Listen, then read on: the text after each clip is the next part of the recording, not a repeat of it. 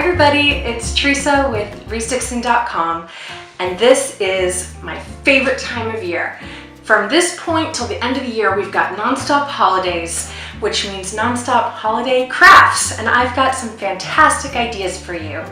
I thought it appropriate that our first holiday craft would be an advent calendar for Halloween, because I love to count down to the big events. I just love that anticipation.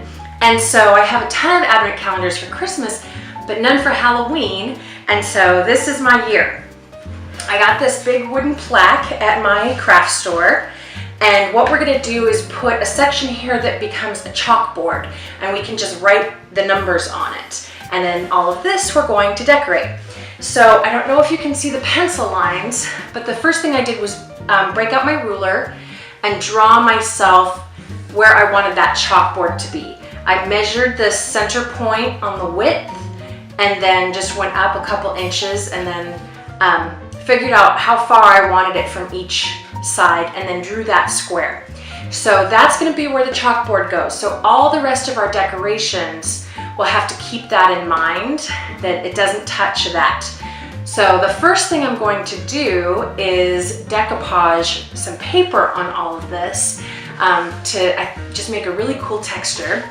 I always love to go back to old books, and since everything I'm making this year kind of has that Victorian spooky haunted mansion theme, I thought that this would be a great use of them. So I got a bunch of pages from my dictionaries and cut those out, and I'm just going to kind of position them around here, making sure that I leave that chalkboard space open. I don't want any paper on that spot.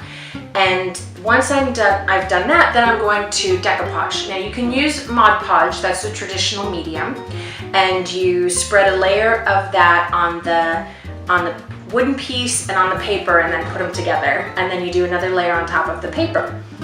I happen to just have this on hand from other projects, so this is what I'm going to use. It's an artist's medium, and it's a gloss varnish, which does the same thing, and it works really well. So since I already have it, I'm not going to run out to the craft store just for that, and so I'll just be using this. So I'm going to stick these papers down all over this and let that dry really thoroughly, probably overnight. I gave my plaque overnight to dry because I want to make sure that the Mod Podge or sealer, whatever you use, isn't tacky anymore. You know, it's all the way dried. So now I'm going to decorate it a little bit more. I'm going to paint this exposed edge this bright orange color. Eventually I'm going to glitter it, but I found that if you paint it first, it looks a whole lot better and you use less glitter. So I'm going to paint this and the back, and then I'm going to decorate this a little bit. I've got these Harlequin stamps, and I'm just going to do some black ink and kind of stamp around that just to give it a little bit more something pretty to look at. It's starting to come together. So I've got my Harlequin diamonds all on, and I painted both the rim and the back this bright orange color, and now I'm going to bust out the glitter. I want to do this step before I paint my chalkboard so that it won't stick to any of my chalkboard paint. That's going to be my very last step, paint-wise anyway. So if you did this in elementary school, you don't need any instruction from me, but just in case, I'm going to use this tacky glue, but any white glue, including like an Elmer's school glue, will work. And I've got a scratch piece of paper here that I'm going to use to collect all my glitter, because this stuff's precious. You don't want to waste that.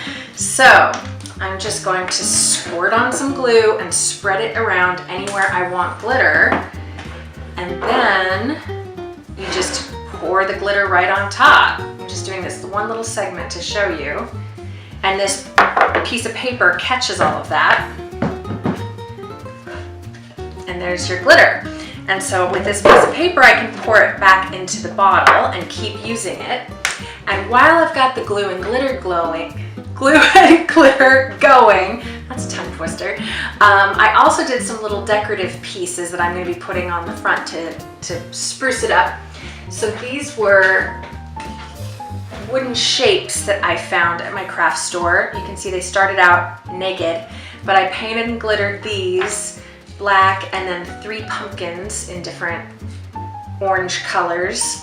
And so those I'll just kind of sprinkle around the front to really make it pretty. You can also buy some decorations that are already glittered. I'm going to be doing a whole bunch of letters on this to say what it's about, but I happened to find these pieces of cardboard letters that already came glittered, so that saved me a step. But while my glitter's drying, I'm going to finish off any other decorative elements that I want. So let me show you these letters. What I'm going to have this say is days until treats, and then the chalkboard will be where I write the countdown number, right? So to decorate the letters that I wanted, I did just like we did in our very first step when we put the dictionary paper on the top. I just decoupaged these. You can see they came as cardboard letters, and I got some papers in coordinating colors and some blacks and oranges and purples and greens to write. And you can see here's I'm using the negative shape as well as the positive. So that's the D, and it'll say days, and I did the days in different papers, and I did until in all one, and then the treats, I'll be using these sparkle ones. So those will all be one. So I'm going to be glittering everything here for a while, and then I'm going to let that dry overnight, because once we do our chalkboard paint, I don't want anything getting in the way of that and messing up that surface. So I want it really thoroughly dry. All right, time to glitter. All right, with the glitter dry, we're ready for our last paint step, which is to make this a chalkboard. So you can certainly buy chalkboard paint, but I like to make my own because it's so much cheaper and I can make it in whatever color I want. So I'll be sure and link, probably right there, to the tutorial of how to make your own chalkboard paint. So the first thing I'm going to do is make sure that I've got all the glitter out of my way. Those little things are lovely, but they love to stick everywhere you don't want them. So then I'm just going to paint in this little square that we left behind. And once that dries, is a matter of adding the decorations. I'm going to add these letters that we made and my little glittery figurines. And I've found this sequin rope that I'm going to run around the chalkboard to really make it pop. And that's it. So I'll get to decorating and then show you what the finished project looks like.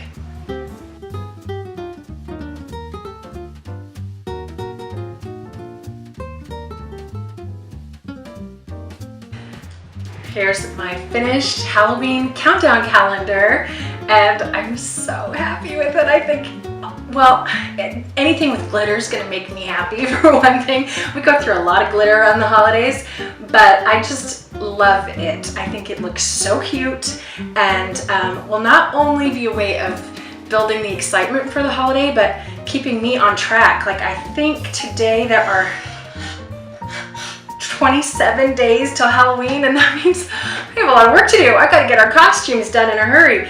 So I hope that this was inspiring to you, and if you make this project, I would love to see it. Please leave me a link or a video down in the comments below. If you have any questions I can help you out with, you can do the same and I'll help you. Oh, one thing I almost forgot.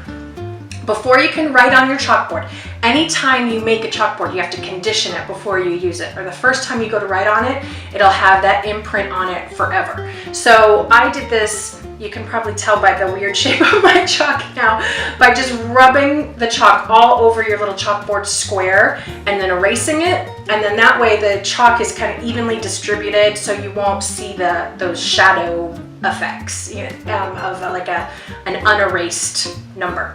So condition it before you start your numbers, and then you're ready to get to counting. And I'm gonna get to work because I've got so many more ideas that have to happen in 27 days. So be sure and subscribe to the channel so you don't miss any of those ideas, and we'll see you around. Bye-bye.